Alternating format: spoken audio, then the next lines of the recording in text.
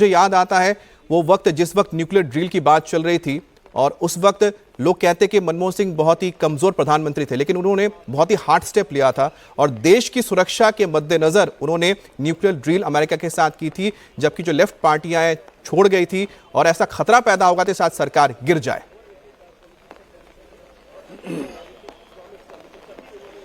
और देखिए अभी और एक एक करके जो डिग्निटरीज हैं वो आएंगे। उपराष्ट्रपति और राष्ट्रपति का भी आने की खबर है यहाँ पे, उस हिसाब की तैयारी भी की गई है।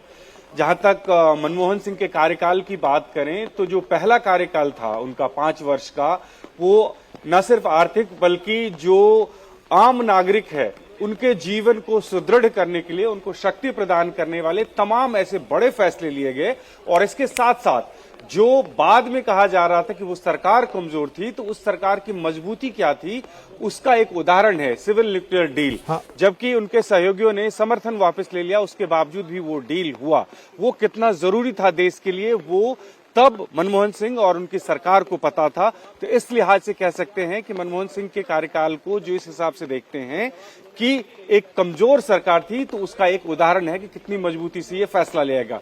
दूसरी जहां तक बात आपने की कि उनके कार्यकाल और उनके संबंध, प्रधानमंत्री मनमोहन सिंह ने जो तारीफ की है वो एक तरफ, आप देश के किसी भी नेता या किसी भी पार्लियामेंट्रियन से बात कीजिए, पूर्व प्रधानमंत्री मनमोहन सिंह का जो कंडक्ट था पार्लियामेंट में, 32-33 साल वो राज्यसभा के सांसद रहे, एक नजीर उन्होंने उपस्थित की है, प्रस्तुत की है। जब कभी भी संसद में हो हंगामा हो और उस वक्त प्रधानमंत्री, जो पूर्व प्रधानमंत्री मनमोहन सिंह का वो कैरेक्टर आपको नजर आएगा कि 33 साल के संसदीय इतिहास में उनका क्या कैरेक्टर था पार्लियामेंट में,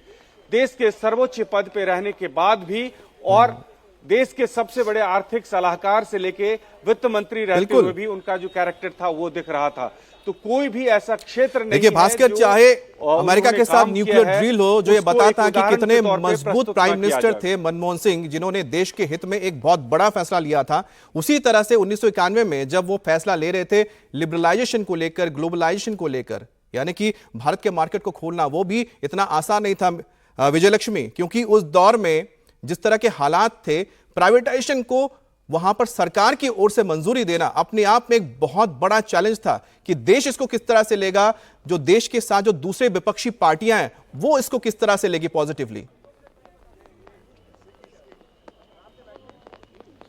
बिल्कुल, और उस समय इंडियन इंडस्ट्रीज के हित को इंश्योर करना, इंडियन इंडस्ट्रीज के इंटरेस्ट को इंश्योर करना, जब आप ग्लोबलाइजेशन में कदम रख रहे हैं, आप अपनी इकोनॉमी को खोल रहे हैं, ये बड़ा चैलेंज था। ये एक दो तरफा चैलेंज होता है कि एक तो आप दुनिया के लिए अपने दरवाजे अगर आप खोलते हैं तो फिर आपके ऊपर भी आता है कि आप अपनी इंडस्ट्री को कैसे सेफ्टी देंगे, कैसे प्रोटेक्ट करेंगे। ये काम था बतौर finance minister doctor Manmohan Singh ने जो किया 90s के एरा में, जिसके लिए उनकी जो उनका इकोनॉमिस्ट, जो उनका प्रूडेंस है इकोनॉमी का, वो एक तरीके से काम आया। और उसको याद किया जाता है कि कैसे वो जो लिबरलाइजेशन है, अगर डॉक्टर मनमोहन सिंह जैसे फाइनेंस मिनिस्टर नहीं होते नरसिम्हा राव सरकार में, तो शायद उसको उतनी बखूबी से इम्प्लीमेंट नहीं किया जाता जितनी बखूबी से किया जा सका, क्योंकि डॉक्टर मनमोहन सिंह इकोनॉमी के जानकार थे, ऑक्सफोर्ड से पढ़े थे और काफ़ी उनका अपना अनुभव बतौर RBI गवर्नर, बतौर जो तमाम उन्होंने चीज़ें की उससे था, जिसका असर भी नज़र आया उनकी तमाम पॉलिसीज़ में। और शायद जो सोशल रिफॉर्म्स भी अमित हमने देखे उनके कार्यकाल में, वो शायद उनकी, क्योंकि बहुत नीचे से पहुंचे थे ऊपर, ऑक्सफोर्ड तक का सफर बहुत आसान नहीं था डॉक्टर, और जो उनकी जो समझ थी, क्योंकि वो गांव से निकले, वो लाइट में बैठ करके वो पढ़ाई विदेशी यूनिवर्सिटी तक गए,